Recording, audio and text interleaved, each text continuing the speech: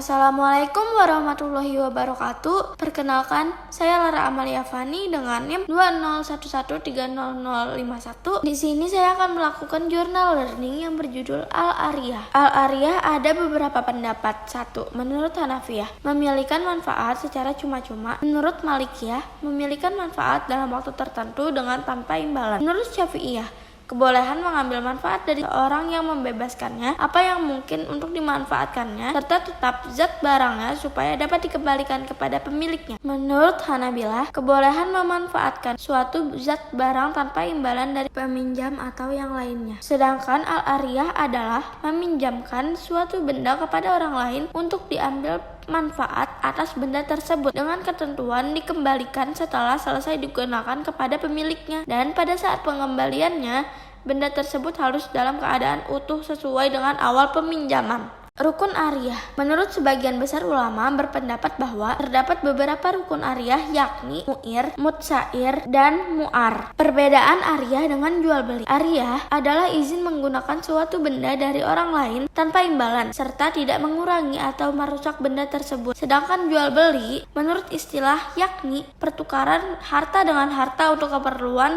pengelolaan yang disertai dengan lafal ijab dan qabul menurut tata aturan yang ditentukan dalam syariat Islam.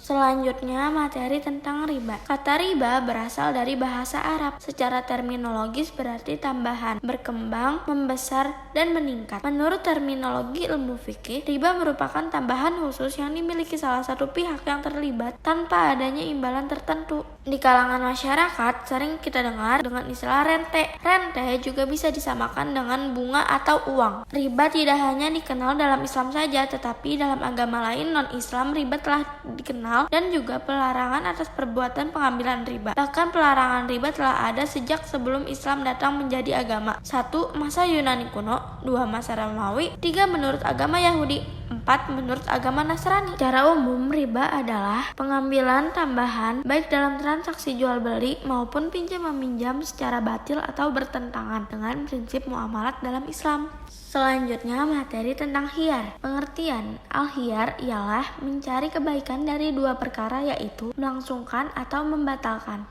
Dalam komplikasi hukum ekonomi syariah, khiyar didefinisikan sebagai hak pilih bagi penjual dan pembeli untuk melanjutkan atau membatalkan akad jual beli yang dilakukannya. Atau lebih jelasnya, khiyar adalah hak pilih bagi salah satu atau kedua belah pihak yang melaksanakan kontrak untuk meneruskan atau tidak meneruskan kontrak dengan mekanisme tertentu. Status khiyar menurut ulama fikih adalah disyariatkan atau dibolehkan karena suatu keperluan yang mendesak dalam mempertimbangkan kemaslahatan masing-masing pihak yang melakukan transaksi. Tujuan khiyar agar adanya pemikiran yang benar-benar matang, baik dari segi positif maupun negatif bagi kedua belah pihak sebelum memutuskan jual beli. Hal ini untuk menghindari kerugian yang terjadi di kemudian hari oleh kedua belah pihak. Jadi, hak khiyar itu ditetapkan dalam Islam untuk menjamin kerelaan dan kepuasan timbal balik bagi pihak-pihak yang melakukan akad dalam suatu jual beli. Macam-macam khiyar. Khiyar ru'yah, khiyar